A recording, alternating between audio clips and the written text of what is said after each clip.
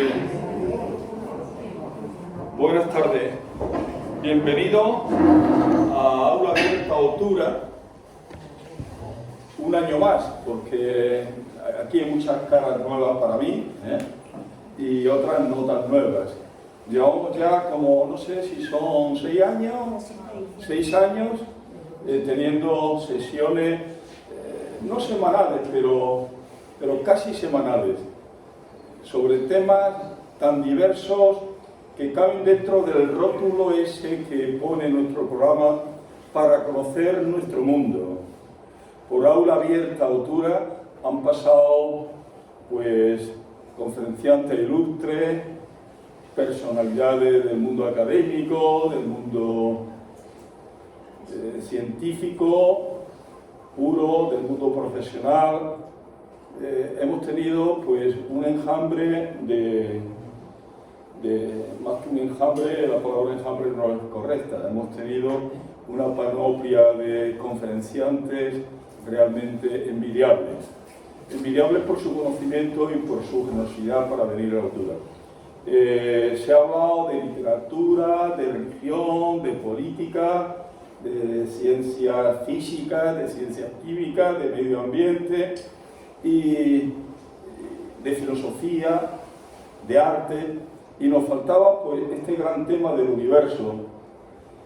Y mira por dónde hemos tenido la suerte de encontrar un vecino nuestro de Otura, Juan Gerardo Muros, que es especialista en estos temas de los que nos va a hablar. Él es ingeniero aeronáutico y ha trabajado en temas relacionados con su actividad de fondo, su background de ingeniero aeronáutico, pero también se ha dedicado al mundo también de la digitalización, ha sido, pues, gestor en grandes empresas durante muchos años, pero tiene una faceta que es la que yo quería apuntar, subrayar esta tarde. Es un gran humanista. Él ha sido el impulsor, creo que es el presidente de la Fundación Emilio Herrera, ese granaíno ilustre pero desconocido.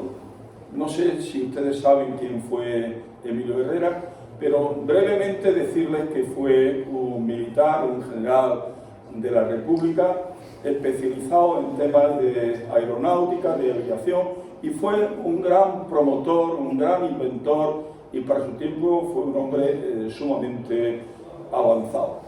Él fue, algunos lo sabrán, él fue presidente en el exilio de la República Española durante algunos años. Se creó, y yo creo que el impulsor fue Gerardo, esa fundación que se dedica a mantener vivo el recuerdo de un gran intelectual, de un gran militar y de un gran patriota. Porque él fue granaíno, y gracias a esa fundación, pues, estamos recuperando la memoria de Emilio Herrera. Es decir, nuestro conferenciante de hoy, además de un científico, además de ingeniero, se ha especializado en temas cosmológicos a través de diversos másteres y diversas... podemos traer ahora una silla, no se preocupen. Cuando termine de hablar, que va a ser enseguida, por aquí hay asientos. En definitiva, yo no quiero robarle el tiempo a él, porque el que tiene que hablar de este tema es nuestro conferenciante, y en consecuencia solo me resta darle las gracias a ustedes por acompañarnos, y sobre todo darle las gracias a Juan Gerardo por su generosidad y también por esa especie de actitud de dar, de entrega y de darnos lo mejor que él tiene y lo mejor que tenemos las personas, que es nuestra sabiduría, nuestro conocimiento, nuestro saber. Así es que muchas gracias, Gerardo, por estar con nosotros, y esperamos que no sea la última vez, es la primera, pero estoy seguro que podremos contar contigo en otras ocasiones. Muchas gracias a todos ustedes y muchas gracias.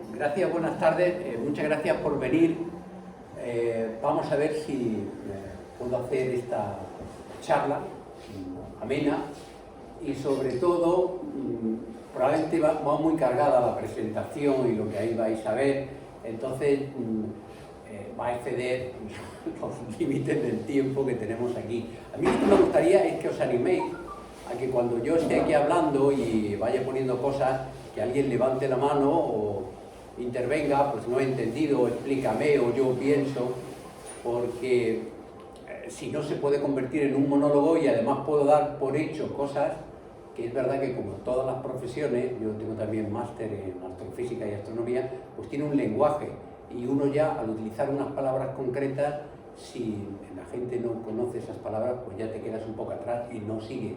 Y puede ser que el razonamiento o la línea sea muy simple, pero al utilizar esas palabras has dejado fuera. Bueno, dicho lo cual, vamos a intentar centrarnos sobre una hora. Sí. Como digo, quizás voy a preferir ir más lento porque hay como mucha presentación y os voy a animar a que me interrumpáis y a que hagáis esto. Vamos a ver, vamos a hablar del cosmos. Entonces, para hacernos una primera idea, como si quisiéramos tener una visión total de lo que es el universo. Yo probablemente no me voy a detener en hablar dónde están algunas estrellas o dónde está la astronomía amateur. Yo voy a hablar un poco de cómo empezó esto, según la ciencia, cómo están evolucionando y qué cosas tan fantásticas, según la ciencia, ya hemos medido y en algunos casos, que esto es lo bueno de la ciencia, ya las había adelantado, sobre todo una figura que va a aparecer aquí, que es Einstein. Entonces, bueno, simplemente por explicar algo, esta es una forma de representar el universo, donde aquí sería el tiempo, aquí estaríamos ahora, y esto sería el tiempo cero, cuando comenzó. La teoría más importante del universo es que no ha existido siempre, sino que ha habido un momento de inicio, el Big Bang, la gran explosión en español. Y esta sería, ese tiempo cero es logarítmico, porque de aquí hasta aquí hay 14.000 millones de años. Entonces veis que aparece el fondo de microondas, que hablaremos, la radiación de fondo, las primeras estrellas, las galaxias, y ya nos acercamos a nuestro sistema, el Sol. Quiero decir que no voy a hablar de astrología, no vamos a descartar las pseudociencias, vamos a hablar de ciencia que mide, y por tanto lo que está aquí dicho está confirmado por medidas, el telescopio fundamentalmente. Este es el último, el James Webb, que es el último telescopio que hemos lanzado, con el que se espera ver lo más lejos posible. Lo más lejos posible sería lo más cercano al comienzo del universo. En este caso se ha llegado a cientos de millones de años. Acordaros que estamos en el año 13.800 millones. Pues aquí sería cuando el universo, algunas de estas galaxias que hay ahí, tenía unos cientos de millones de años. Y luego, como se trata de ciencia, pues hay unos modelos. Me he pasado probablemente porque he puesto ahí algunas ecuaciones que son difíciles de entender para incluso los profesionales, pero para deciros que la ciencia, una vez que mide, saca modelos, y el modelo que hace, que ya veréis con Einstein, es que ya estaba prediciendo cosas de cómo iba a ser el universo. Por eso estamos hablando de que hay predicciones con eso. Bueno, vamos a ver. El rollo que vamos a soltar hoy es unas preguntas, y lo que vamos a contar es... tengo que leer algunas. Bueno, como os he dicho, por favor interrumpirme, lanzaros, porque como veis yo quiero tener aquí un lenguaje muy sencillo, no sé, un poco vulgar. Pero bueno, ¿cuál es la dinámica del universo? Si uno pensara que esto es inmutable, ahora veremos como pensaban los griegos, y todo es estático, pues oye, esto ha existido siempre, es infinito y alguien muy buena. No, el universo ha tenido un inicio, se está expansionando y aceleradamente. ¿Podría ser de otra forma? Sí, pero eso es lo que hemos medido. Pues vamos a hablar de esa dinámica. Algunos de los que estáis aquí habréis oído hablar de Carl Sagan, que escribía en su libro que somos polvo de estrella. Y esto parece una poesía, una metáfora. No, los elementos químicos de los que estamos hechos, ese hidrógeno que forma el agua, tenemos fundamentalmente agua en el cuerpo, además de los metales, fósforo y tal, son elementos que han cocinado las estrellas. Y cuando éstas explotan, se distribuyen en nubes que luego después vuelven a formar otra estrella como nuestro Sol y planetas, y aparecen esos elementos químicos que hacen que nosotros existamos por una serie de componentes. Entonces, el polvo de estrellas va a ser literal. Quiero contar un poco que conocéis que hay un proyecto muy interesante para Granada que es Escuza, pues quiero hablar un poco de la fusión nuclear. Y entonces, en este sentido, pues hablar un poco de la fusión, brevemente. Alguien puede decir, oye, todas estas cosas, yo no tengo ese telescopio para mirar, ni esos laboratorios científicos. No.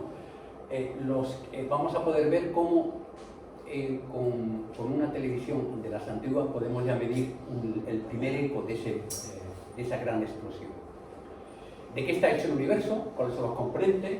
Otra pregunta muy importante, porque ahora al final os fijaréis qué son las cosas que no sabemos, pero que sabemos que están ahí, pero no sabemos en qué consisten, que es la mayoría. Y bueno, pues son unas cuantas preguntas. Esto eran un poco los títulos de las diferentes transparencias, así que vamos a avanzarnos con la primera. La primera es... pues mira, me he quitado esto de aquí. Contaros un poco, esto es el resumen de hasta el siglo XX. ¿Cómo se pensaba que era el universo? Pues Aristóteles, Platón, Ptolomeo, los griegos, pensaban que era geocéntrico, ya que somos los únicos bichos raros que estamos aquí, pues somos el centro y vemos que las estrellas por la noche giran, que el sol gira, por tanto todo gira en unas esferas concéntricas alrededor de la Tierra, porque estamos en el centro, ¿no? Y luego a partir de ahí vino el famoso giro copernicano, que utilizan mucho también los políticos, que es, creo que era jesuita, polaco, que en el siglo XIV, siglo XV, va y dice que no, que la Tierra no es el Sol, perdón, la Tierra no es el centro, sino el Sol. Y ya nos va apartando un poco del protagonismo. Pero eso sí, vuelve a colocar las esferas y todo lo demás girando y la Tierra estaría girando. Es un punto muy importante porque ya nos va apartando de que ocupemos un lugar privilegiado, que tengamos un rol más importante. Y bueno, aquí no se ve al amigo Newton, que es dicen que es el científico más importante, incluso más que Einstein, que ya saca la ley de gravitación universal. Tenía una imagen que era, no sé si acordáis, cuando sacó él contaba que estaba sentado en un jardín y le cayó una manzana en la cabeza y dijo, ¿por qué la manzana se cae? Y pensó, pues es la Tierra la que la trae, la gravedad. Sacó su famosa ley. Y esa gravedad, fijaros, hasta ahora Aristóteles decía, en la Tierra todo es cambiante, corrupto. En cambio ahí en las estrellas y en la perfección. Newton dice, no, esta manzana que le atrae la Tierra tiene las mismas leyes que la Luna cuando gira alrededor de la Tierra. Es decir, que está haciendo unas leyes universales para todos los objetos. Voy a daros la primera idea, porque algunos de vosotros sabréis mucho de física más que yo y otros a lo mejor no. Uno tiende a pensar que cuando dos cosas se atraen, pues van a chocar. Una forma de que algo esté atraído pero no caiga, porque está en continua caída, es cuando algo gira alrededor de algo. Entonces, la Luna está atraída, nuestro satélite natural, por la Tierra, pero ese movimiento de rotación se crea por una fuerza centrífuga que compensa la atracción. Si la Tierra, para que fijaros, porque luego hablaremos, fuese tuviera mucha más masa y la trajera con más fuerza, la Luna tendría que girar más rápido para no caer en la Tierra. Bueno, todo eso son las leyes que descubrió aquí el amigo Newton. Bueno, pues vuelvo a repetir, la cosmología, como la vamos a estudiar, es como una caja donde está el todo. El filosófico, pues, de lo que es el universo. Bueno, entonces, ¿qué pasa en el siglo XX? Ya hemos hablado de que se pensaba que el universo era estático, todo es inmutable, infinito y tal.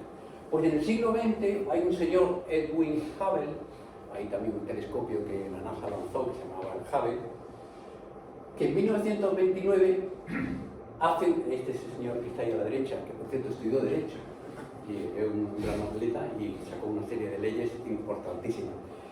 Se dio cuenta de que los objetos que hay en ese universo, galaxias por ejemplo, no cambian de posición, pero según pasa el tiempo se van alejando unas de otras.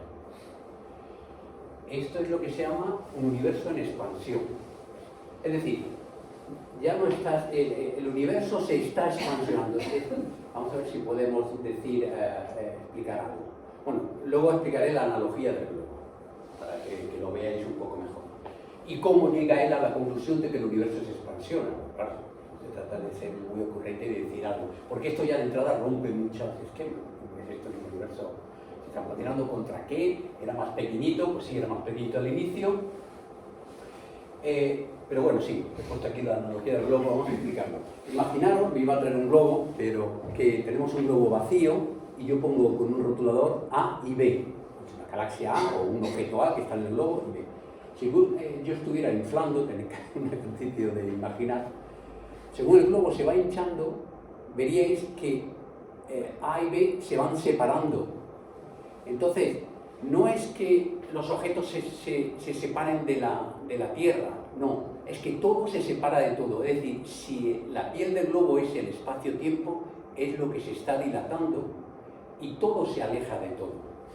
Entonces, la analogía del globo es esta, que la expansión del universo es que el universo tiene un tamaño, una escala, en un tiempo pasado, y que esa va aumentando. Esto es un pequeño matiz. ¿Por qué no lo notamos en Otura o en el Sol? Porque esto es a grandes escalas.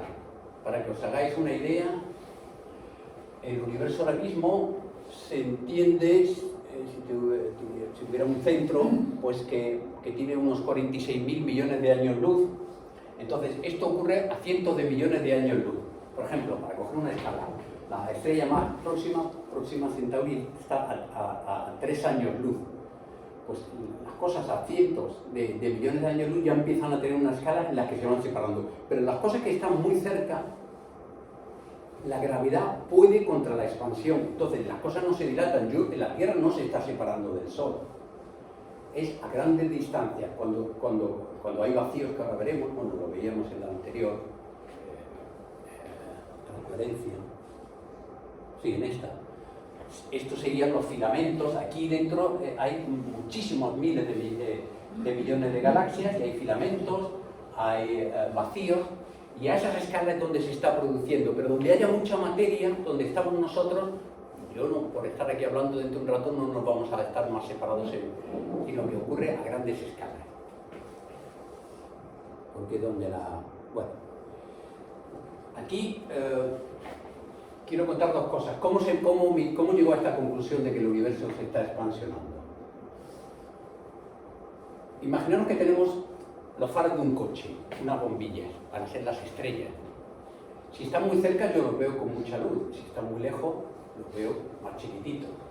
De hecho lleva una luz que es inversamente proporcional al cuadrado de la distancia. Es decir, si una cosa está al doble de distancia, su luz baja 4 veces. Y así sucesivamente. Si yo supiera cuántos vatios tiene esa bombilla, intrínsecamente yo pongo una bombilla de 100 vatios, la llevo a 100 metros y otra a 200 y sé que estoy viendo esa bombilla, con la cantidad de luz que yo recibo ahora a esa distancia, yo puedo medir la distancia. Es decir, si sé la bombilla, el flujo que yo estoy midiendo aquí me permite calcular la distancia. Entonces, se habla de candelas estándares, es decir, que determinadas estrellas como si tuvieran una luminosidad equivalente a 100 vatios, bueno, evidentemente de millones de vatios, pero es para indicaros que es como si tuviéramos una referencia de una luz.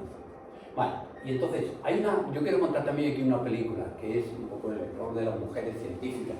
Hay una mujer, en 1908, Enriqueta Swan-Levy, que se dio cuenta que determinadas estrellas, las que llamaban cefeidas, eran pulsantes, es decir, que uno las miraba y tenían un ciclo en el que daban más luz y otro menos, estaban pulsando.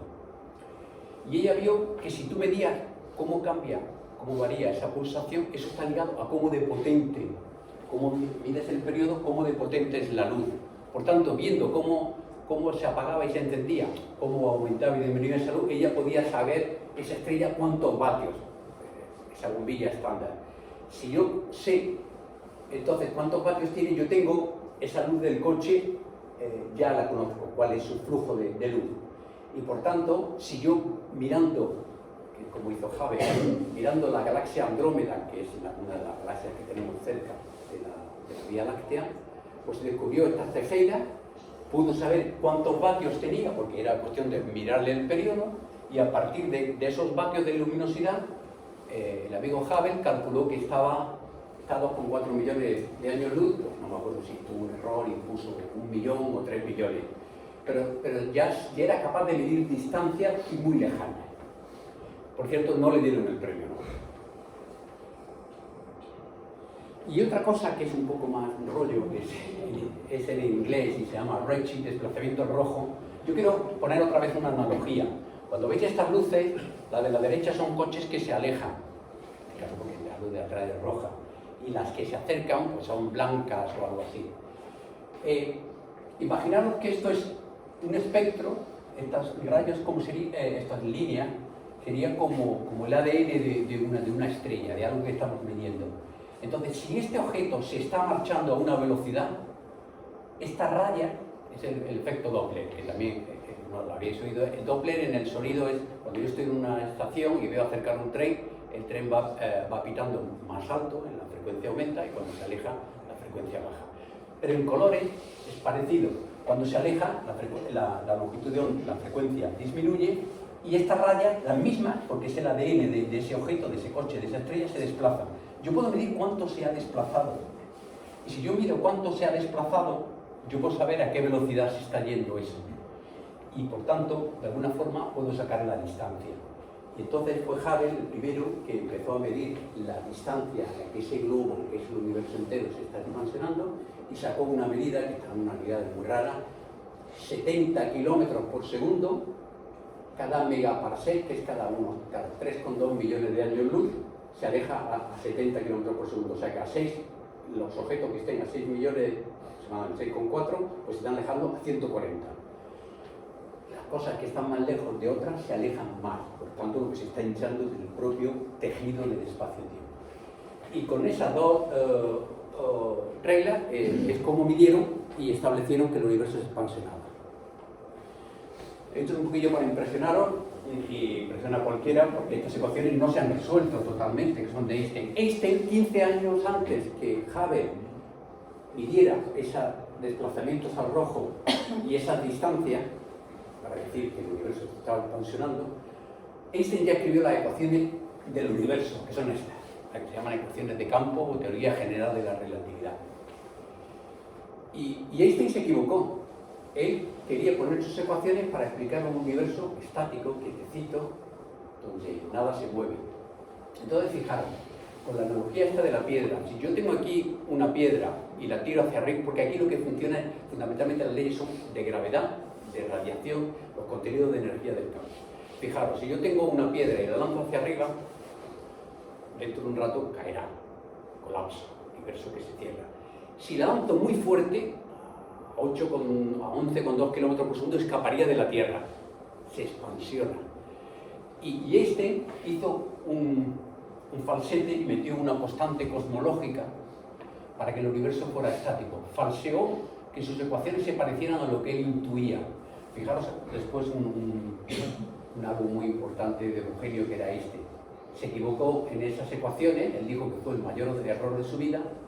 A finales del siglo XX descubrieron que necesitamos esta constante cosmológica para explicar otra cosa, que había que reintroducirla en las ecuaciones, porque el universo no solo se está expansionando, sino que cada vez se expansiona más aceleradamente. Vamos como al desgarro, ese globo va cada vez a más velocidad de expansión. Bueno, ¿qué es lo que dicen estas ecuaciones fundamentalmente? Fijaros con esta analogía. Tenemos dos, esta de la piedra, o si imaginaros un telón, una piel ahí extendida, y yo pongo bolas. Esas bolas deforman un poco esa tela, que es el espacio-tiempo, y al deformarla hacen que los objetos que están cerca, si quitáramos una bola y yo he puesto algo de peso, el sol, y aquí he puesto una goma elástica sujetada, y pongo aquí algo de peso como es el sol, y pongo una bolita, veríais que esa bola de la Tierra empieza a hacer esas órbitas que está haciendo.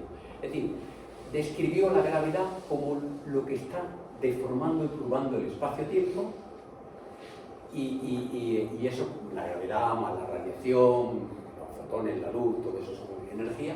Y luego, con esas deformaciones que tiene el espacio-tiempo, le dice a la masa cómo tiene que moverse. Bueno, eso es lo que dice esa ecuación, que como os digo, en su plenitud, que son, no sé si 10 ecuaciones en derivadas parciales, todavía no se ha resuelto. Pero ya estaba explicando un poco que el universo podía expansionarse. Y ahora fijaros, tuvo que venir un ruso, que murió muy jovencito, Friedman, con 30 y tantos años.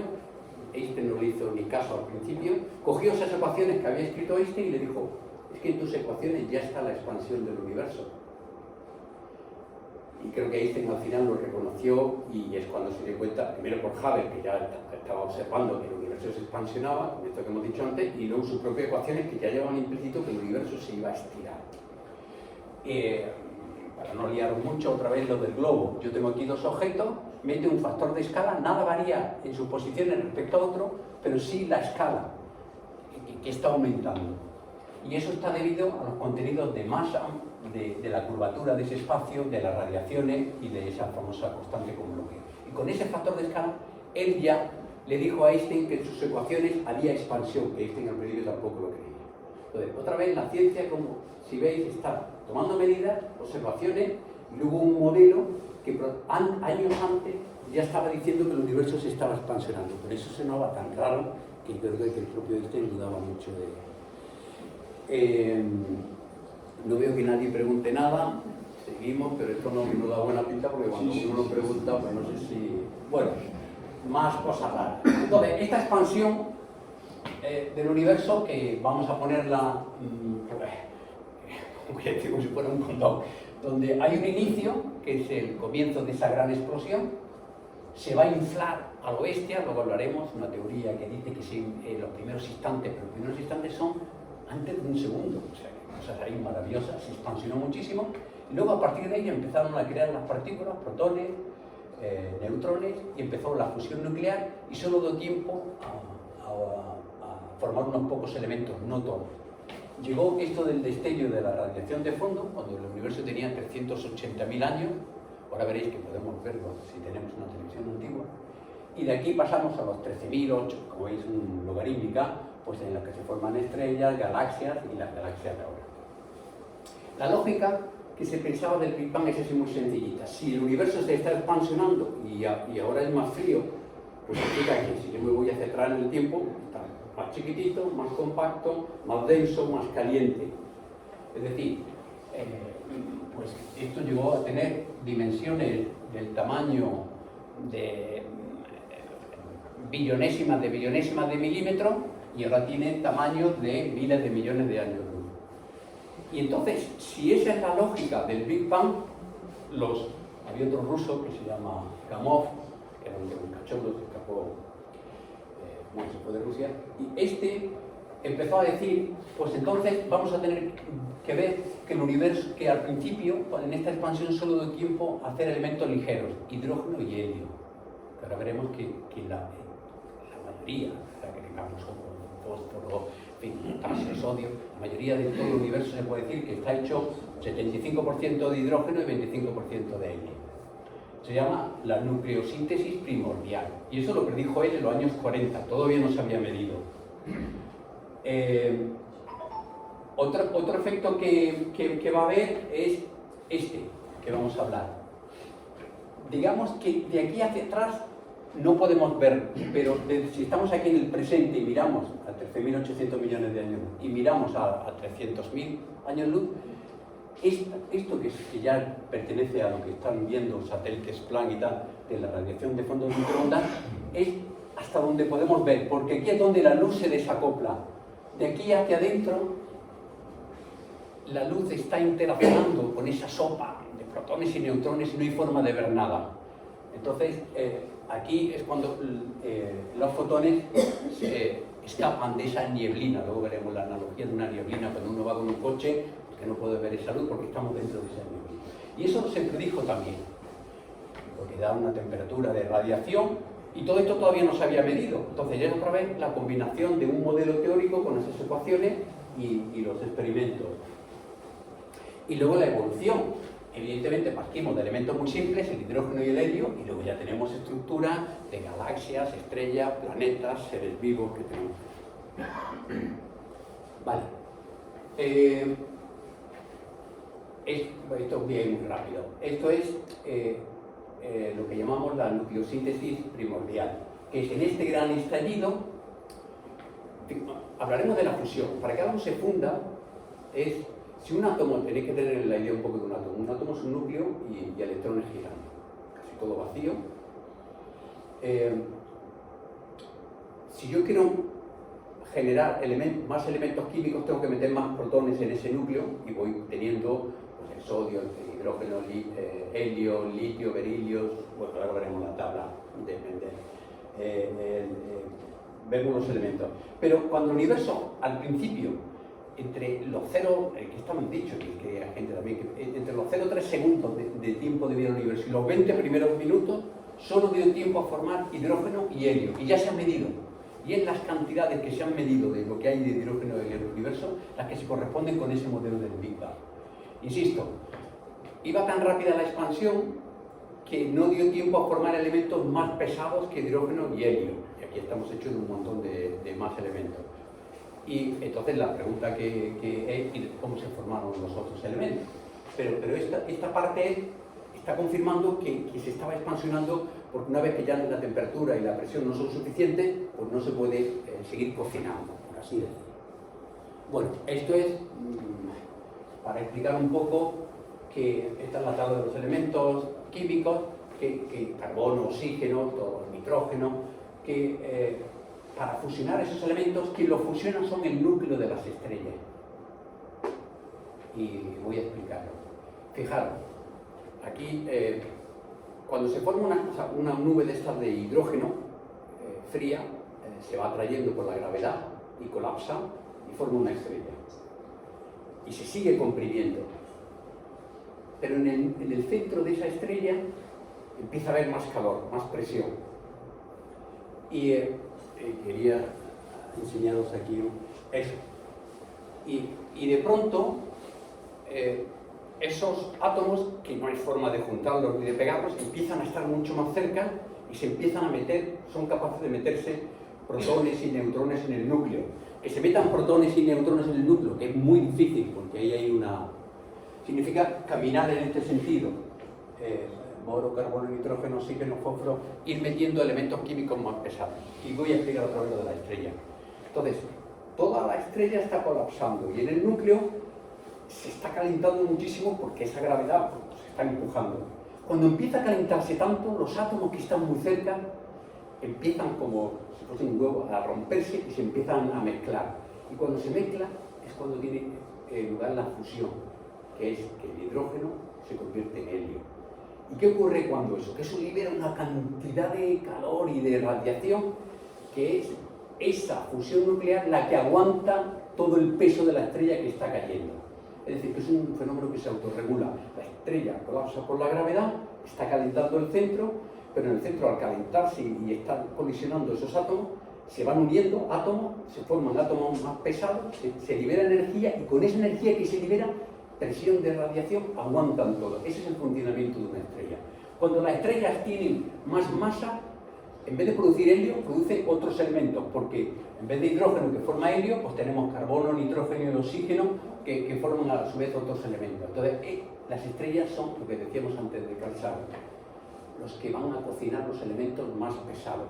Todos estos elementos más pesados, que sean muy bonito contarlos, hay muy poquitos. El universo sigue teniendo fundamentalmente 75% de hidrógeno y 25% de helio.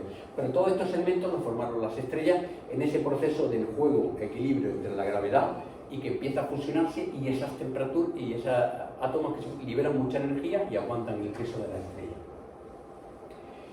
Y por último, ese polvo de estrellas otra vez indicaron que hay un momento en que, y uno dice, si yo añado más gravedad y si pongo las estrellas más gordas y más grandes, habrá un momento a lo mejor que lo que se está formando en el núcleo ya no puede aguantar.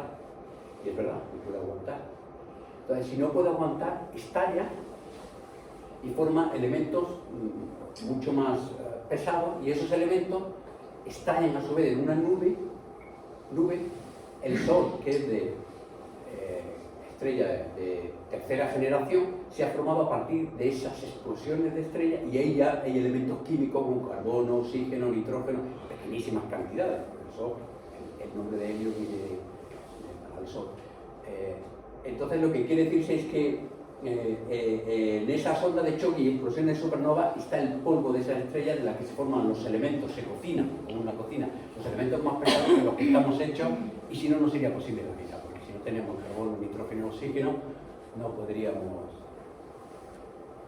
Bueno, esto quería contar un poco lo de Skuzar, para indicar que esos procesos que tienen lugar en las estrellas son de fusión nuclear. Deciros que el año pasado, en diciembre, hace un mes o dos, un laboratorio de Estados Unidos, sabéis que todo con estos temas de crisis, de cambio climático y tal, se quiere buscar en la fusión nuclear una forma de energía limpia, porque si yo cojo hidrógeno, lo tengo en el agua, lo pego a otro hidrógeno, produzco helio, me va a liberar mucha energía, con la famosa ecuación de Einstein, mc², pero eso ocurre en las estrellas de forma natural, porque hay 15 millones de grados, ese horno tiene, en vez de 200 grados que ponemos nuestros hornos en la cocina, 15 millones de grados, es decir, que hay que producir unas condiciones fantásticas. En Skuzar, bueno, esto por un lado deciros que se ha producido un primer avance de que todo se hace con láseres, todo se ha hecho con muy poquitos átomos, no tiene nada que ver con una estrella, una escala muy, digamos, microscópica, y con la energía que le dan los láseres se ha conseguido unir esos hidrógenos de deuterio, formar y que liberaran más energía, pero aún así que nadie espere, como en el indicador científico, que en unos años ya tengamos para producirlo en grandes cantidades y de forma sostenida. Vamos a necesitar, alguien dice que incluso a lo mejor nuestros nietos verán esta energía limpia de la fusión nuclear. Y recordar que Skuzar, que lo tenemos aquí al lado, pues es un centro donde van a probar los materiales que meten en estos reactores. No va a ser el reactor, son unas instalaciones que tienen muy poco, no sé si Estados Unidos, Japón, no sé si Francia, pero en Granada vamos a poder, como de alguna forma os he dicho que hay miles de millones de atmósferas de presión con decenas de millones de grados, pues hay que probar los materiales que hay que poner ahí, como si estuviéramos diciendo vamos a diseñar el horno, pero tengo que meter ahí un acero y una cerámica, pues vamos a probar que ese acero y cerámica va a aguantar esas temperaturas. Esto es lo que es este nombre tan raro que pone Ifmidones de Skuzar. Bueno, pues tenemos de alguna forma cerca de aquí de Granada algo que ver con la fusión nuclear. Bueno, el fondo de microondas, que tiene que ver con el aparato de microondas, pero no es el fondo que está muy sucio y tal. Fijaros, había unos americanos que trabajaban para la Bell, que estaban con unas antenas de radio mirando al cielo, y siempre tenían un ruido. Miraran para donde miraran, siempre había un ruido. Llegaron a ver que había unas cagadas de paloma, y es un material dieléctrico, y la limpiaron, ¿no? Seguía el ruido. Los que ya tenéis una edad, y veo que por aquí, algún que otro jovencito, habéis tenido estas televisiones en casa donde veíamos la nieve. Ese ruido, cuando no cogíamos ningún canal, ese ruido formaba parte de ondas producidas por el hombre, pero es parte de ese ruido de la explosión, de esto que miden los satélites, de eso que ahora vamos a explicar, que es el fondo de microondas. Vuelvo a explicar lo de la analogía esta de la nieblina. Cuando al principio estaba todo muy caliente y ahí estaba todo mezclado, protones, fotones, y no salía nada, según se expansionaba se enfría, se hace más grande el universo y va bajando la temperatura. Y entonces al bajar la temperatura a unos 3000 grados, por eso se pudo predecir aquí temperatura, a 3000 grados, el electrón ese que estaba por ahí suelto, sin estar agarrado a ningún átomo, era una sombra, se llama plasma. Son iones, las cargas positivas del átomo, y el electrón no está capturado. Todo lo que tenemos son átomos, son neutros porque tienen carga positiva en el núcleo y negativa. Pues eso estaban ahí un poco revueltos. Cuando la temperatura baja, el electrón queda fijado al protón, se forma el átomo neutro de hidrógeno, y el fotón, que no le dejaban salir porque no hacía más que el fotón, en energía, estaba pegándose con el electrón y con el protón. No podía salir de ahí. Cuando el electrón es fijado por el núcleo por el hidrógeno, el fotón puede viajar, y salió. Y por primera vez, hay aquí también otra analogía, que es como si estuviéramos viendo el humo del primer disparo. A ver si tengo por aquí. Exacto. Hay otra analogía aquí, que lo que estamos midiendo, cuando vemos la radiación de fondo de microondas, es ver ese humo de que ha habido aquí una gran explosión. Midiendo eso, que es lo que veis aquí, que esto es una temperatura de 2,72 grados, porque el universo se ha ido expandiendo y esa temperatura ha bajado de esos 3000 grados a 2. Ahora ya, al expansionarse, se ha hecho más fría. Y estas pequeñas diferencias nos dicen cómo fue esa explosión, cuándo sucedió, qué años tenía, que son como con los modelos esos de las ecuaciones de Einstein. Entonces, volviendo a ellos, yo solo voy a ir a los resultados, pues sabemos que el universo está compuesto pues, fundamentalmente de materia conocida, que es la bariónica, la nuestra. Vamos a hablar luego de la materia oscura y de la energía oscura, de estrellas y de estos elementos. Y qué edad tiene el universo, que la curvatura del universo no tiene, que es plana, y todo eso se mide en esas imágenes de radiación de fondo. Bueno, no sé si hacer un descanso, alguna pregunta, porque además me estoy a una sugerencia, algo estáis pillando algo, se os asusta esto, alguien que se quiera lanzar a decir algo. ¿Qué? Más o menos estáis entendiendo un poco, que son muchos conceptos, ¿no? Y yo estoy utilizando también un lenguaje un poquito vulgar, no es muy técnico. Bueno, aquí tenemos la historia de otra científica que tenía que haberle dado un premio Nobel y no se lo dieron, que se llama, la señora se llama Vera Rubin, en 1970. La señora que está aquí, un segundo caso de científica que del premio Nobel se la saltaron. Y fijaros el descubrimiento. Mira, otra analogía. Imaginaros que estáis con un crío, y si os fijáis, cuanto más rápido giréis, más fuerza te está tirando. Esto lo que quiere decir, si el hombre es la gravedad, una estrella, y esta es otra estrella que está girando, pues que para, si gira más rápido el crío o esa estrella alrededor, es que aquí hay más masa, hay más fuerza, hay más atracción, hay más tensión.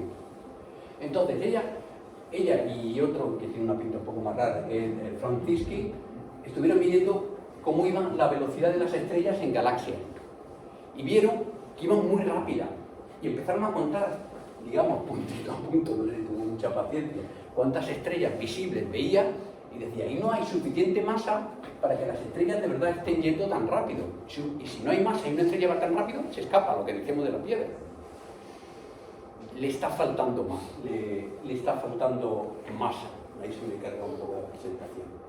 Entonces, la primera cosa que sabemos que no sabemos es que nos está faltando masa, y la vamos a llamar masa oscura porque no sabemos. Solo sabemos que interacciona con la gravedad, pero ni da luz, ni emite radiaciones, ni nada. Esto fue Francisci en 1970, esas curvas de rotación igual. Empezó a medir los puntitos esos de estrellas girando en la parte más exterior de la galaxia, intentaba contar cuánta masa y veía que le faltaba masa dentro. Y hay otra cosa que hablaremos, que son los lentes gravitacionales. Esto es otra vez, Einstein las predijo. Si esto que veis aquí es un objeto que está detrás y que se está deformando porque hay mucha masa. Es como una lente de óptica, pero la produce la masa. La masa ha curvado tanto el universo que la luz que está detrás me puede llegar porque da la vuelta y se magnifica.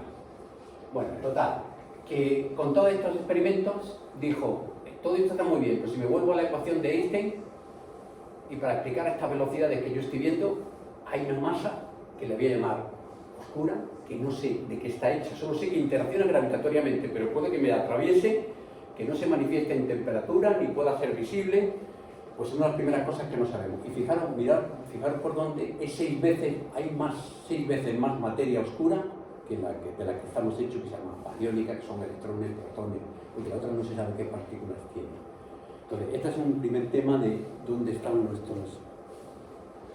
Y nos va a pasar algo aquí con la energía oscura, La energía oscura es esto que he tratado de explicar antes, que el universo se está acelerando. Si el universo se acelera es porque hay una energía. Y esa energía, como no sabemos, porque además, fijaros, la gravitatoria atrae. Siempre que tengamos cuerpos de gran masa, se atraen. La Tierra nos está atrayendo y hacemos que pisemos el suelo. Pero esta otra es la que va en sentido contrario, la que está expansionando. Y esto lo descubrieron, esto es un poco rollo, pero por contar otras personas que le dieron el premio Nobel, y compañía, que midieron a qué distancia había determinadas explosiones de supernovas, esa luz, no hemos hablado todavía de una explosión de una supernova, pero con bueno, si estallara por aquí unos cuantos años luz, nos arrasaba todo, eso es. Cuando estalla una supernova, en una galaxia hay 100.000 millones de estrellas. Pues durante unos cuantos segundos y días, la luz que produce esa explosión es tan grande como los 100.000 millones de estrellas, como nuestro Sol, que están ahí quietecitos. Y eso es una luz, otra vez, una bombilla estándar que da determinados vatios. Entonces, si da determinados vatios, yo puedo medir su distancia. Pero si mido el desplazamiento ese al rojo que decíamos antes, yo puedo medir también su distancia. Esas distancias no concordaban y la única forma de explicar es que el universo no se estaba expansionando a una velocidad constante, sino que ahora que lo va haciendo aceleradamente. Pero si lo hace aceleradamente, aquí viene la historia, volvemos entonces a Einstein muy rápido.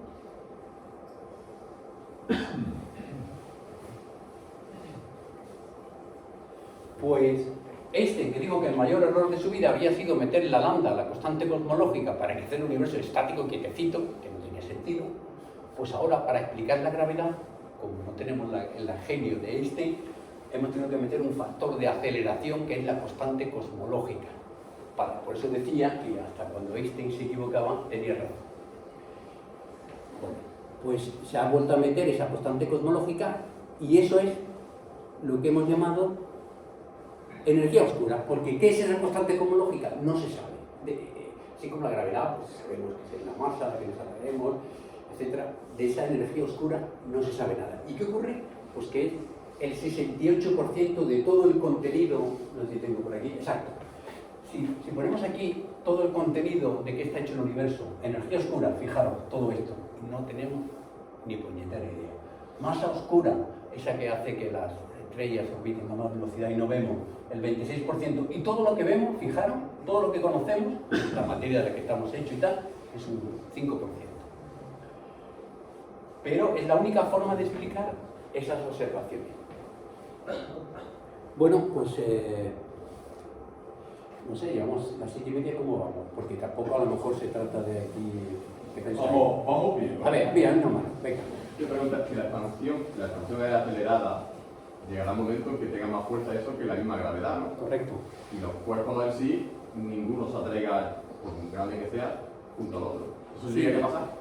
Se habla de que si esa aceleración sigue aumentando, el universo morirá por desgarramiento y habrá un momento que ya ganará con la fuerza que tenemos aquí en los planetas y tal, y ya a nivel atómico, pues esos átomos en vez de atraerse, se separarán. Efectivamente, si la aceleración del universo sigue aumentando y es más fuerte que cualquier otra cosa, una forma de decir cómo acabará el universo es por desgarramiento. Y supongo que está todavía miles de millones de años, pero si no aparecen cosas nuevas que no sepamos y que ahora después de pronto otra vez engancha esto o lo que sea, sí. ¿Tiene que ver con el tercer principio de la termodinámica? A ver, pues recuerda, ¿el de la entropía o el de...? La entropía. El universo nace de una forma muy ordenada y según se va expansionando, se va desordenando. Aunque tenemos galaxias y estrellas, que es una forma ordenada, de alguna forma se va desordenando. La muerte del universo se habla que es por desorden, porque ya no hay forma... Fijaros que la entropía lo que dice es que todo tiende al desorden, ¿no? Es decir, si yo tengo un huevo y se me cae, pues se me desordena. Es mucho más difícil que ese huevo desordenado se vuelva a construir en una yema y tal. La muerte por desorden, pues es otra forma, a ver cuál nos toca antes. Y una forma muy desordenada de la materia, que es una de las cosas Yo creo que es bueno saber, si en un momento cortamos esto y en otro, si hay interés, seguimos. Esos son los agujeros negros, que también tienen una transparencia, pero también hay que preguntar si ya estamos cansados aquí ya el personal. Pero efectivamente, una muerte del universo podría ser por desorden, por entropía. ¿Qué composición tiene la materia oscura? Eso es. Lo que se sabe es que si tuviéramos, se habla que está, si mi mano fuera una galaxia, se habla de halos, que es, pero si hubiera materia oscura, por ejemplo, entre el Sol y la Tierra, nuestro sistema, aquí entre nosotros, pues lógicamente la fuerza que explica muy bien Newton de gravedad me le estaría faltando más al Sol o al planeta Tierra porque había una fuerza de atracción mayor. Entonces, no actúa a estos niveles, parece que está solo distribuida en determinadas partes, bueno, igual que la materia ordinaria, no estamos en todos los sitios. Y hay hipótesis de qué tipo de partículas. Se habló en principio de los neutrinos, se habló de acciones. En Suiza hay un laboratorio que, en vez de mirar a escala grande del universo, es el CERN, que mira a escalas microscópicas, mecánica cuántica. Y ahí todavía no hay ninguna partícula que hayan detectado o que pueda. Es decir, completamente no existe ni pajolera idea de que está hecha una materia oscura. Hay hipótesis, pero no se sabe. Y los ensayos que se están haciendo ahí en el laboratorio de CERN, en Suiza, pues no han dado todavía con ninguna partícula que pudiera estar en tan grandes cantidades y estar presente. Insisto, no radia, no da temperatura, no da ninguna reacción salvo la gravedad. Y la energía oscura, lo único que sabemos es que va contra la gravedad, pero ni idea de qué es eso, ese efecto que produce. Juan Francisco, nos llevamos una hora, que bueno, tú eres el moderador, sigo, me queda un rato más, abrimos un debate, esto es una paliza, ¿no? Yo pregunto, ¿están cansados? Yo creo que sí, caballo. Damos como 20 minutos más. Para no abusar de ustedes, yo estaría toda la noche aquí. Sí, hay otra pregunta, ¿no? Bueno, yo le preguntaba también, hemos visto ahí como la grande masa de materia y su gravedad modifica el espacio-tiempo. Eso es. Al principio, imagino, claro, el tiempo como tal no existiría, ¿no? ¿O en qué momento empezó a existir el tiempo? Vale. Bueno, sabéis que las tres dimensiones, se habla del espacio-tiempo de 4 dimensiones, y el tiempo, que es de la cosa más desconocida, porque el espacio tenemos la percepción, me muevo para acá, me muevo para allá. El tiempo, lo primero es que nos movemos siempre al futuro, nadie puede recordar el futuro, recordamos el pasado, es decir, que tiene una flecha, solo un sentido. Bueno, pues en estas ecuaciones el comienzo del tiempo es el comienzo del Big Bang, por eso le ponemos, estamos ahora en el año 3.798 millones de años, que es cuando este universo empieza a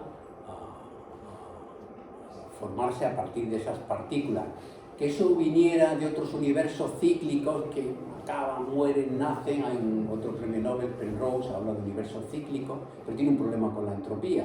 Si el universo cuando muere, muere por desorden, y el universo cuando nace como muy ordenado, explícame si ha acabado muy desordenado, como quién lo reordena para iniciar otro ciclo.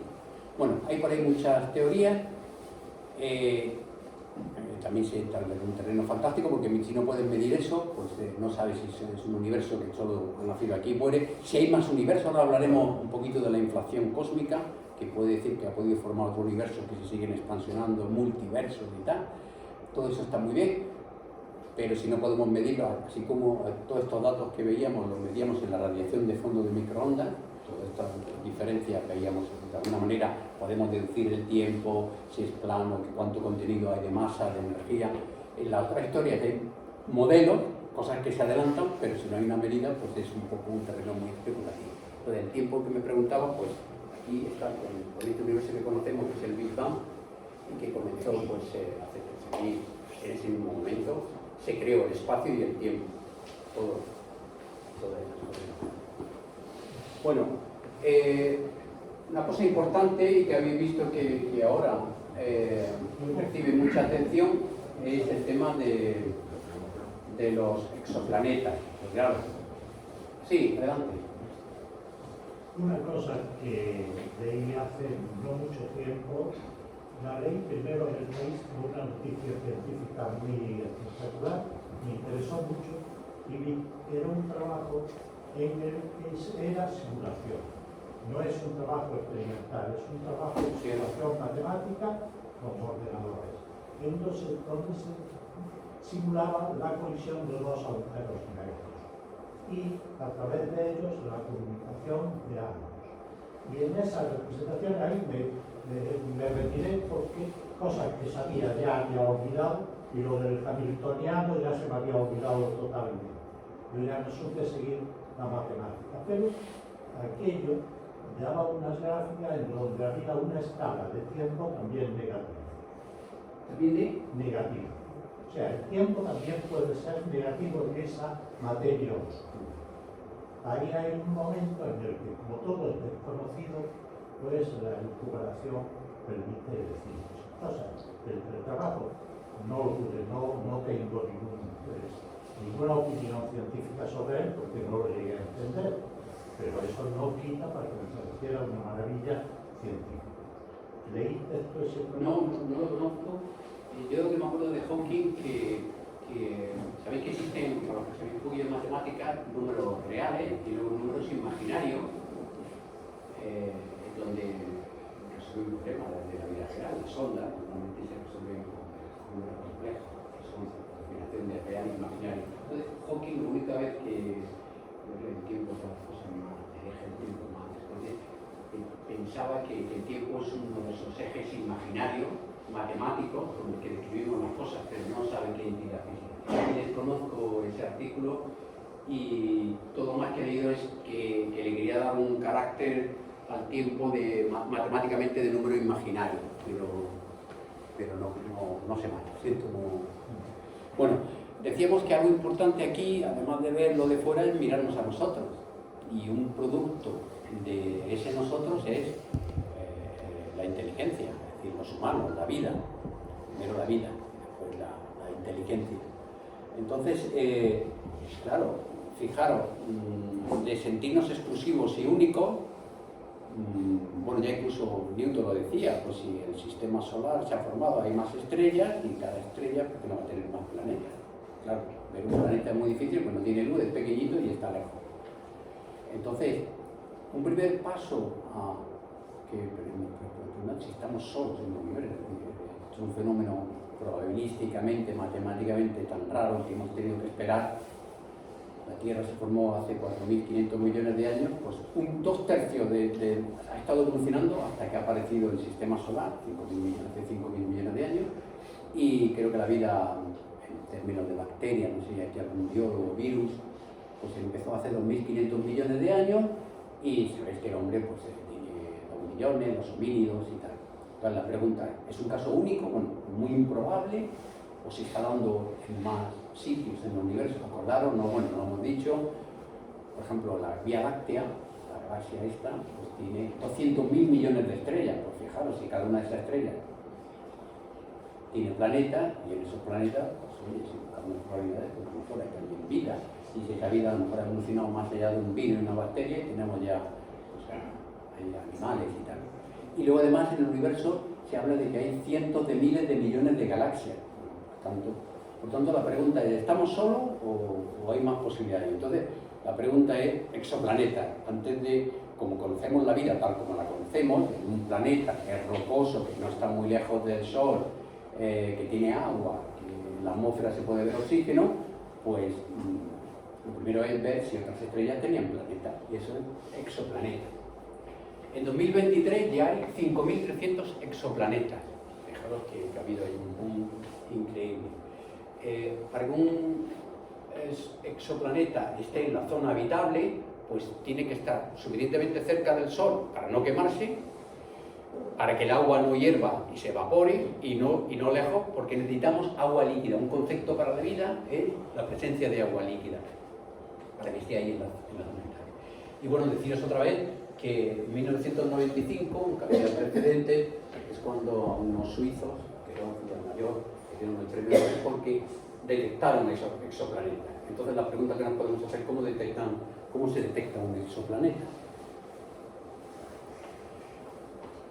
Primero, como decía, cuando miramos con un telescopio, pues que no hay forma. Vemos las estrellas difícilmente, vemos sus radiaciones o sus espectros, pero no hay forma de verlo visiblemente, porque es pequeñito, no emite luz y está muy lejos. Pero fijaros, si yo tengo aquí los dos métodos más comunes, hay un montón. Si yo tengo aquí el Sol y hay un planeta que está pasando, yo no veo estas manchitas oscuras. Pero si yo estoy midiendo la luz de ese Sol y de pronto veo, bueno, esto es muy exagerado, que cae, probablemente será un momento una mayor, que cae un poco esta luz y periódicamente sube y otra vez vuelve a caer, voy a poder imaginar que algo está obturando en una pequeña cantidad. Y como tengo los ciclos, los periodos de lo que está, saco a la velocidad que orbita, y saco la velocidad que orbita, puedo decir a qué masa, a qué distancia, y sacar un montón de cosas. Se llama por tránsito.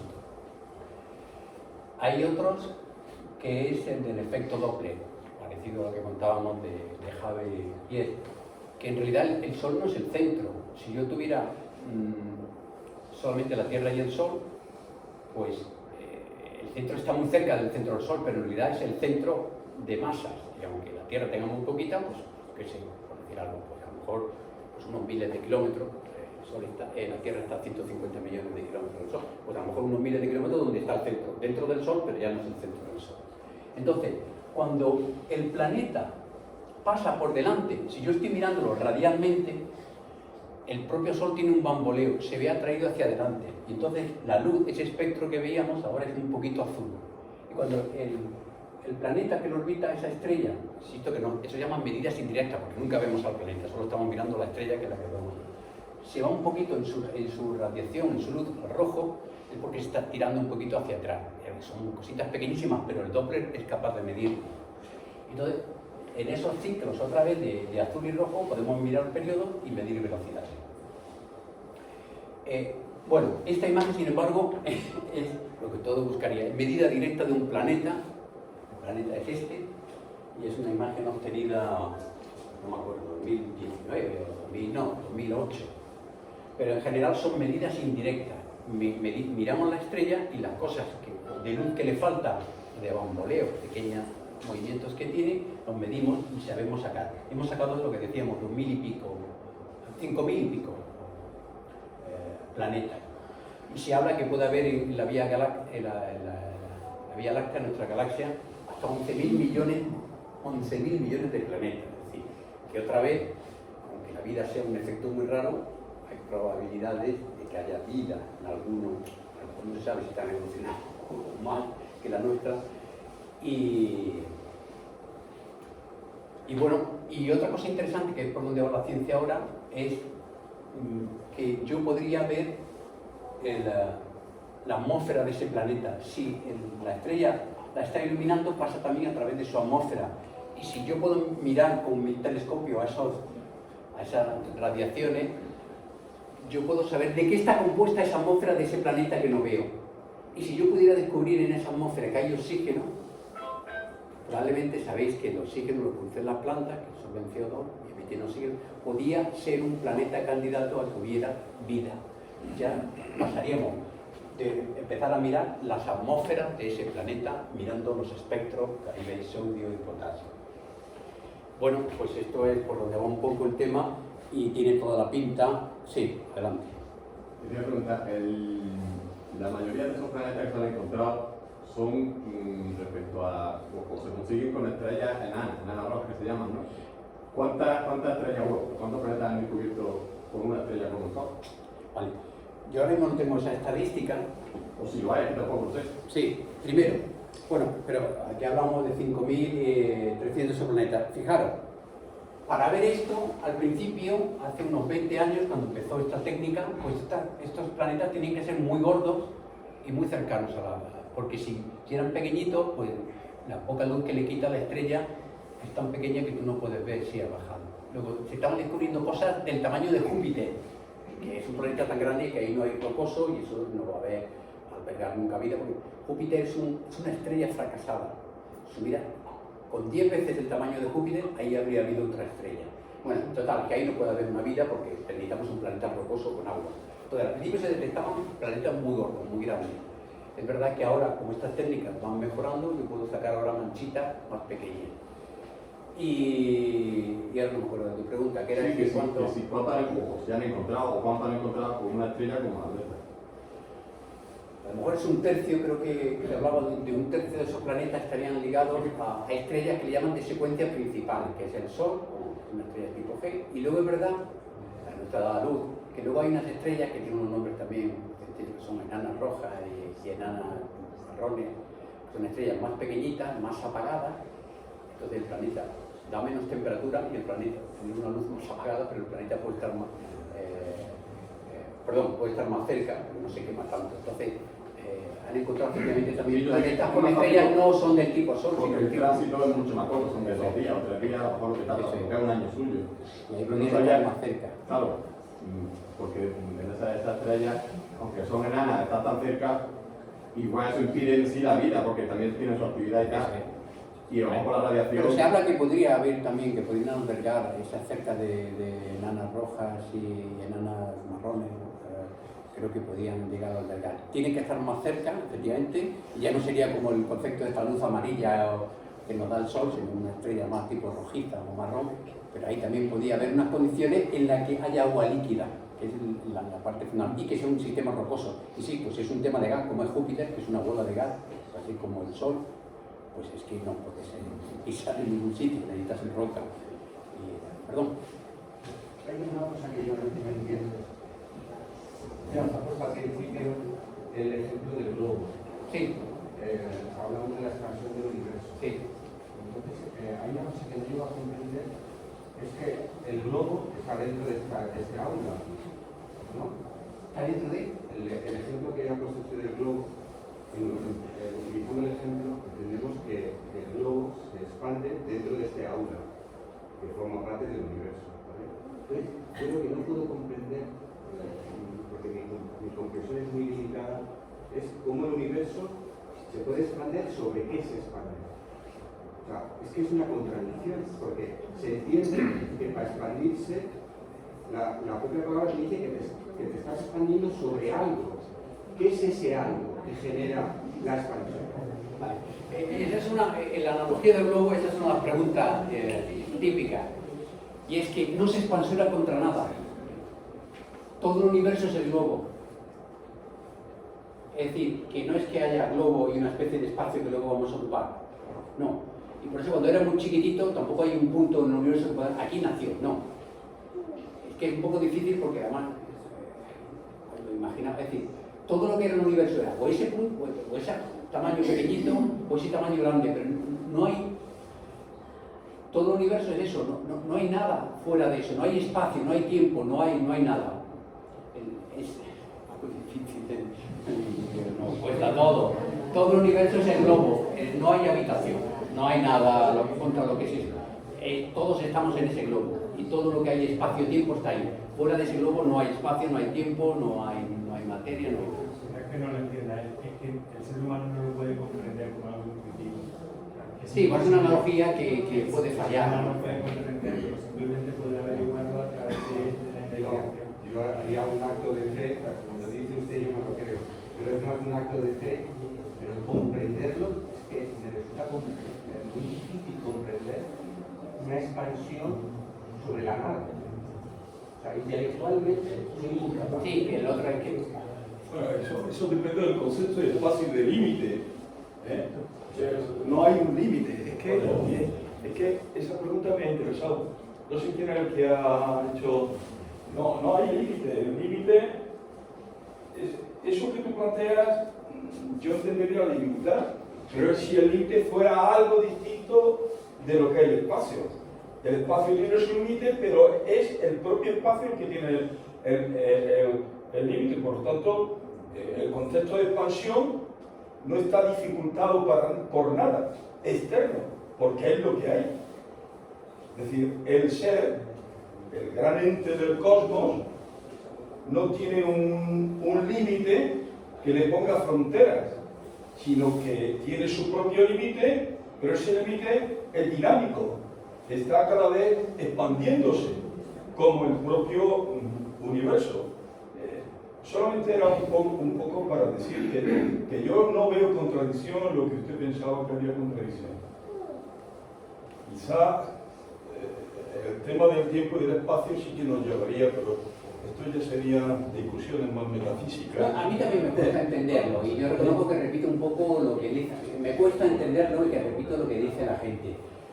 Es verdad, me digo, sí, coge la analogía, pero aquí quien está funcionando son las ecuaciones de Einstein, esas que pusimos, y en esa ecuación está ahí. Ahora, cuando ponemos las ecuaciones queremos hacernos explicaciones. Yo pongo una analogía para tratar de describir. Probablemente la analogía del globo, primero, fijaros, un globo, estamos viviendo en la superficie del globo, solo tiene 2 dimensiones, y aquí hablamos de espacio-tiempo de 4 dimensiones que ya más allá de 3 no podemos ver. Entonces, seguramente que esa analogía del globo hinchándose, pues es como todo, que es un análisis, que no lo explica, que es un mal ejemplo. Es un buen ejemplo para meternos, pero probablemente no es el mejor ejemplo. Sí, perdón. Es que yo creo que la analogía del globo, es que no entendí muy bien la pregunta porque estábamos aquí discutiendo otras cosas, pero creo que es de lo que hablamos. Y la analogía del globo realmente está muy bien para visualizarla nosotros, que somos seres que vemos espacios tridimensionales, pero realmente la mente humana no puede imaginar cosas que matemáticamente sí se pueden expresar. Y eso es lo que pasa con la expansión del universo. O sea, matemáticamente se puede expresar, porque realmente es un universo de 4 dimensiones. Y matemáticamente se pueden expresar muchísimas dimensiones, pero no por eso tenemos que estar obligados a visualizarlo. Nosotros vivimos en nuestro mundo tridimensional y nuestros ojos están limitados por nuestra dimensionalidad realmente, aunque el tiempo también tenemos una forma de percibirlo. Entendemos que el universo es materia, materia. Y esa otra materia que no sabemos, y esa otra ¿Aparte de materia hay algo más en el universo como concepto de materia? Sí, bueno, lo que decíamos, que la materia que vemos, la visible, del 5%, pero luego está una materia oscura, no tenemos ni idea, y una energía oscura, que son componentes que necesitan esas ecuaciones de Einstein para explicar los fenómenos, pero que no sabemos de qué está. Y de hecho, de las cosas que tenía ahí al final, pero ya me dirás cuando cortamos, es de lo que no sabemos, es decir, es mucho más lo que no sabemos que lo que sabemos. Y luego, contestando un poco, efectivamente, las matemáticas te llevan a unos aparatos y a unas descripciones, y por ejemplo la mecánica cuántica que no hemos hablado, pues no sé si era Feynman que decía, que es otro premio Nobel y físico más importante también del siglo XX, dice que si alguien cree que está entendiendo la mecánica, porque es contraintuitiva, es decir, un electrón que pensamos que es una partícula, pues resulta que está ocupando muchas posiciones, entonces es una onda. Bueno, ¿esto qué es? Entonces, ahí ha habido discusiones infinitas y no hay una explicación, pero las matemáticas lo describen muy bien, y cuando sacan los números, sacan la probabilidad de que tal. Y ahora de pronto el electrón parece que es una partícula, como de pronto está ocupando muchos sitios. Es una partícula, todo está en un sitio. Entonces, quiero un poco darle la razón de que avanzamos con aparatos matemáticos muy potentes, la física o la analogía o el entendimiento de esas cosas, pues puede estar mejor, puede no ser tan intuitiva o nuestras experiencias no nos pueden llevar.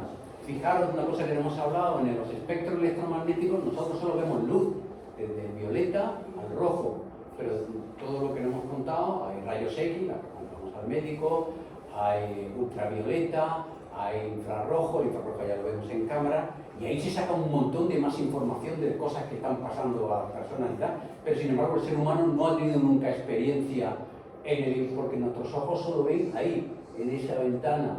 Entonces, por un lado, que hay cosas más allá de nuestros propios sensores y probablemente a día de hoy más allá de nuestra experiencia para poder explicar. Pero las matemáticas se montan ahí en un tren y si están bien hechas y tal, como Einstein, aunque Einstein decía una frase muy buena, hablando de esto, decía, porque a él le gustaba pues, unas matemáticas, por eso lo voy a contar. Yo creo que Newton dicen que es más importante que Einstein. Einstein, cuando montó esa ecuación que hemos puesto al principio, las ecuaciones de campo, necesitó a Ricci y a una serie de matemáticos que le ayudaran. Pero el que le ponía sentido a esas ecuaciones, la física, se la ponía él.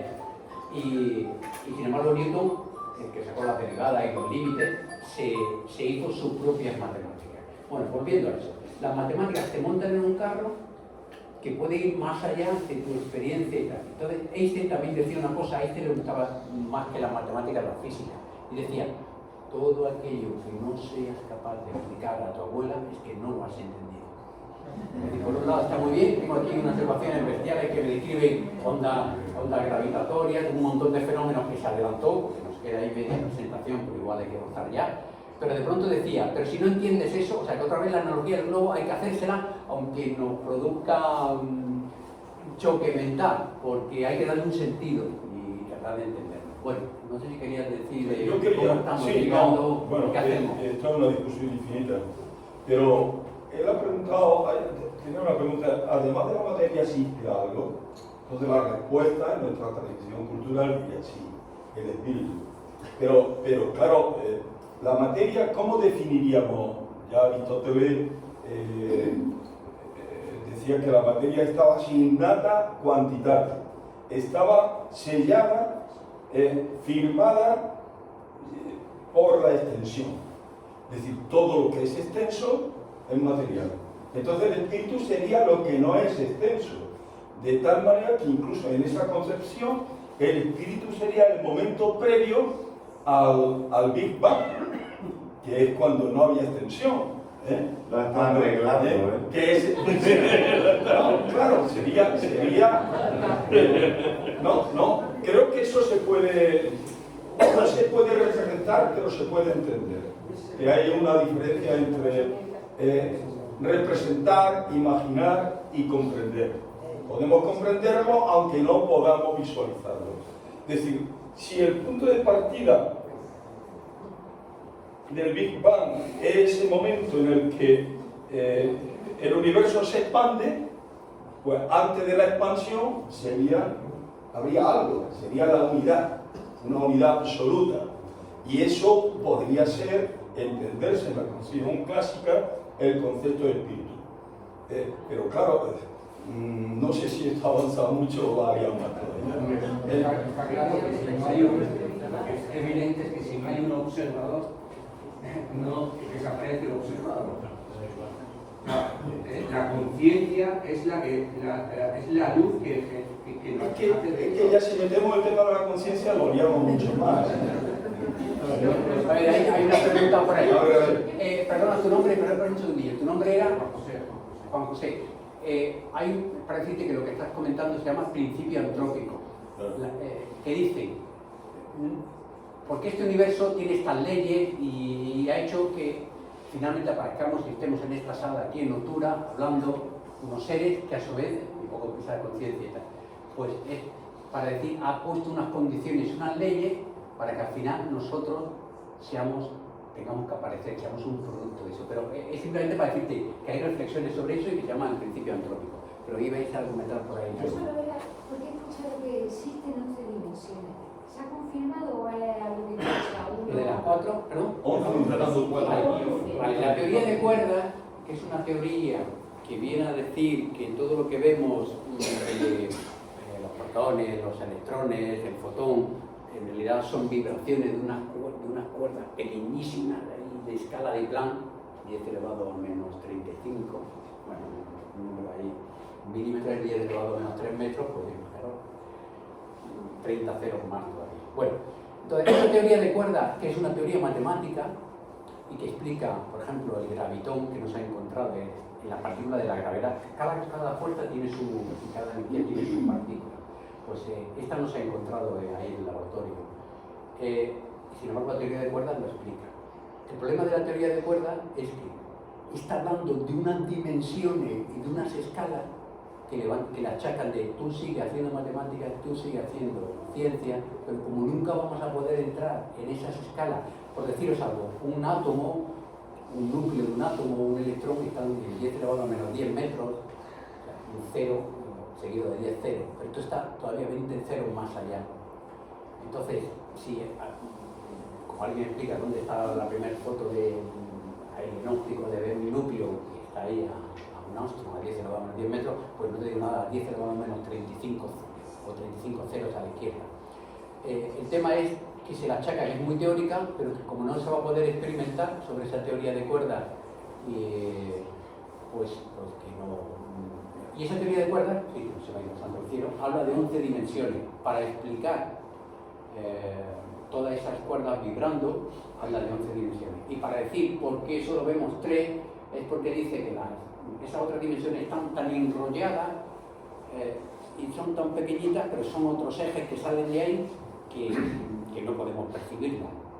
Entonces, efectivamente, pero la teoría de cuerdas, digamos que a la física experimental, como no tiene forma de medir nada, pues la toma como unos locos chalados que están haciendo unas ecuaciones, que describen cosas, pero si no, esto es importante, todas estas especulaciones, la ciencia, como poníais, si no podemos llegar a un laboratorio, a una observación donde miramos, pues todo se convierte más o menos, con perdón, en filosofía, es decir, en teoría, pero no podemos experimentar, hacer unas medidas que me puedan decir este modelo es cierto o este modelo es falso.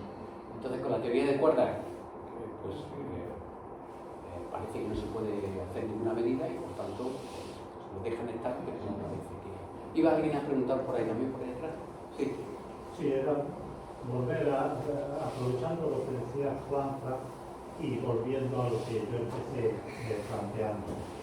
En mecánica cuántica sí se entiende muy bien cuál es la energía negativa y la energía positiva.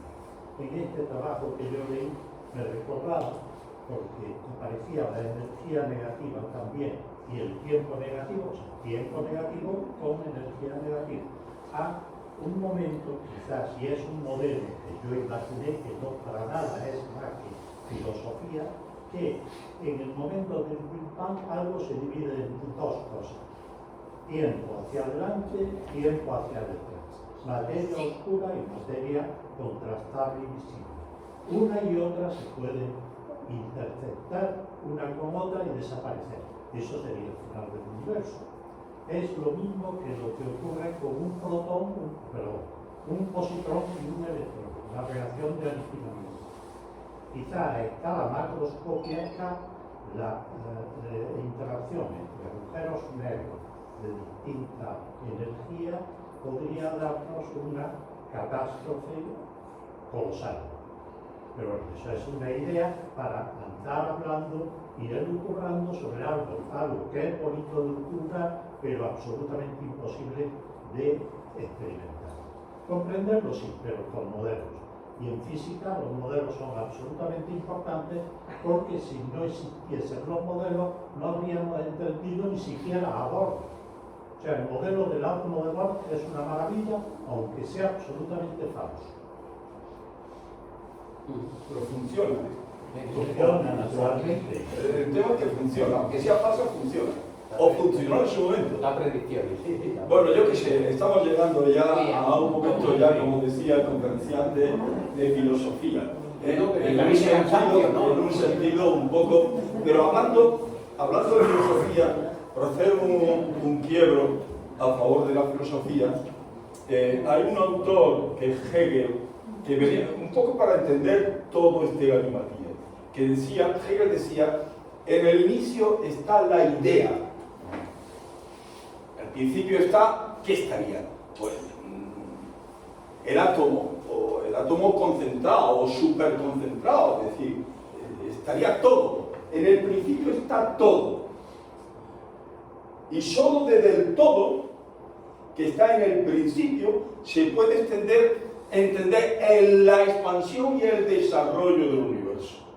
Es decir, si no hubiera estado todo el universo concentrado en el principio, no tendríamos universo.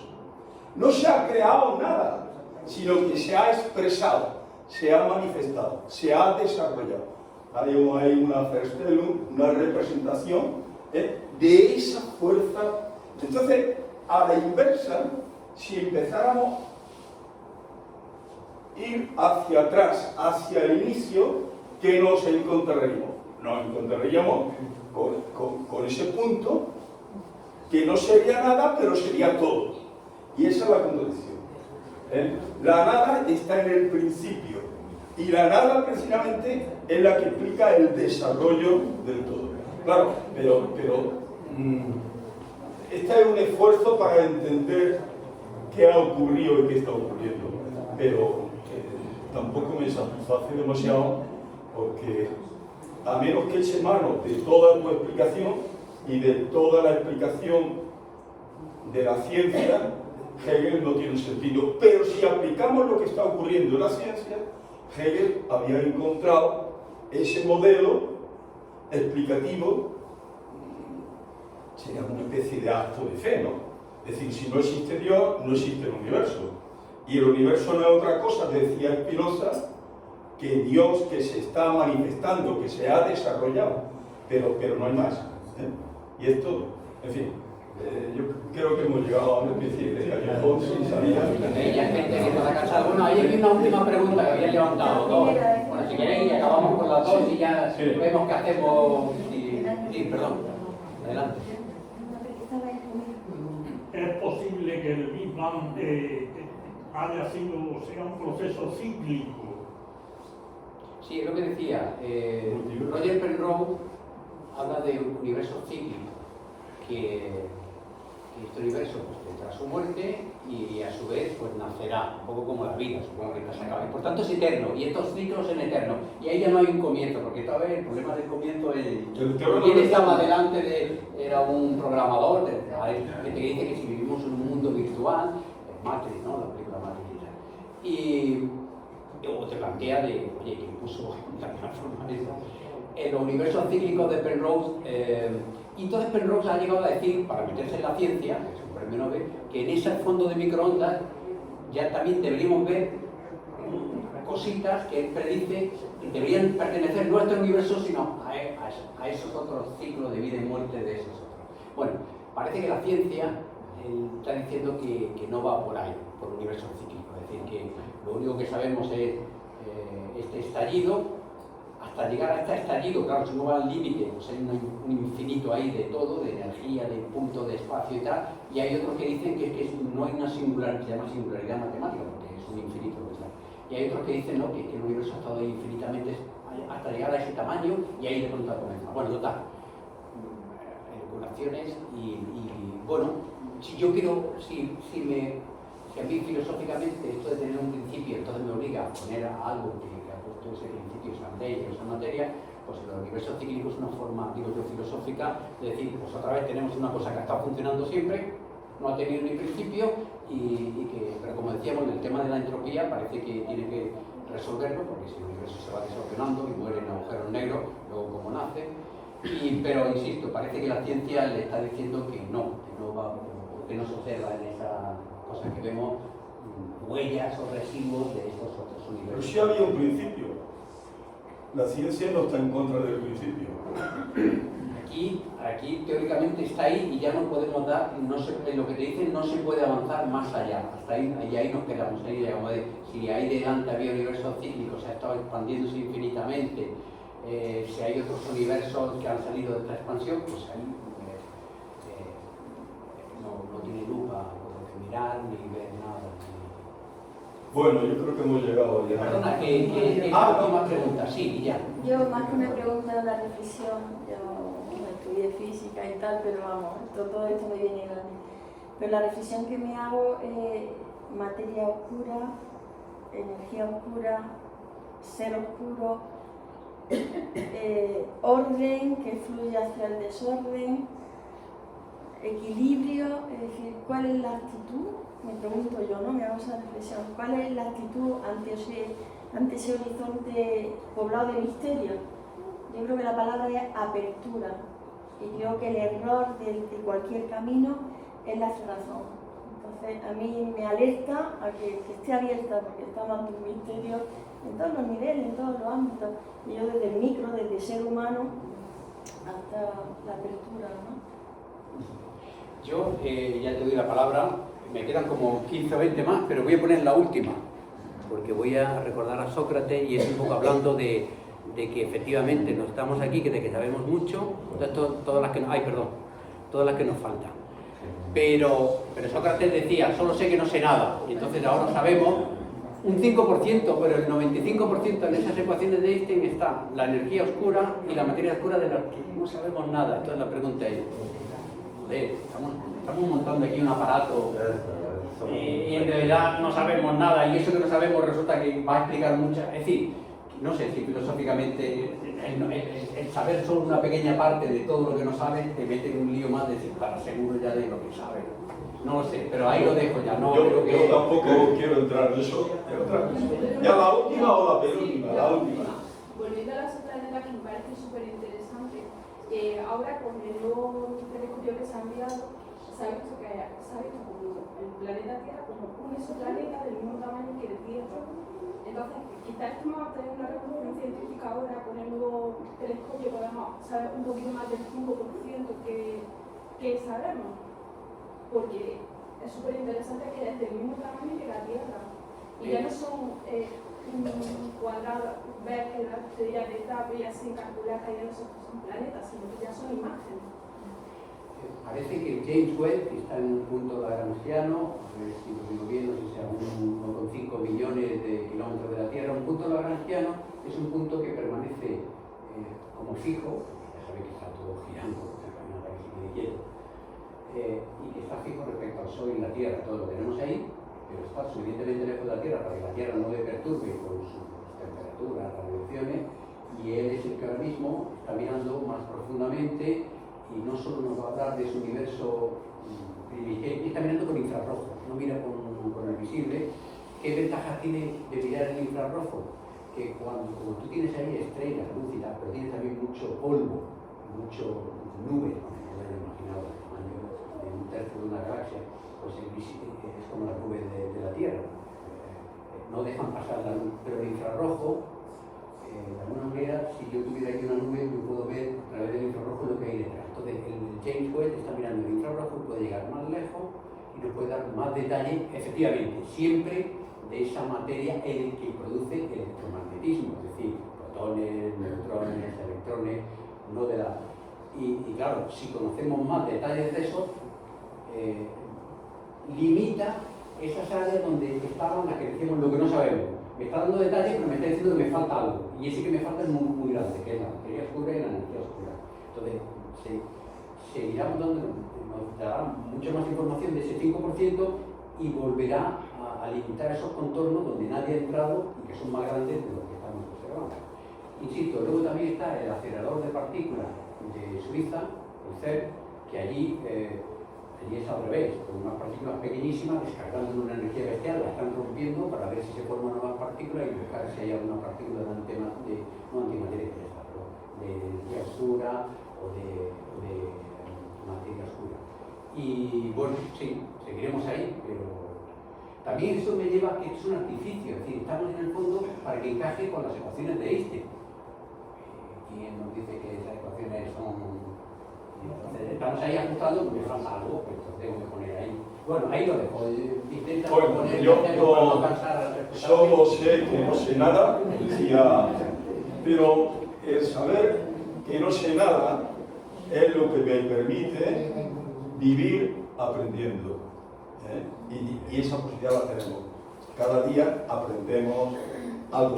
Y esta tarde yo he aprendido muchísimo y me lo he pasado pipa escuchando a nuestro compañero. Así que muchas gracias.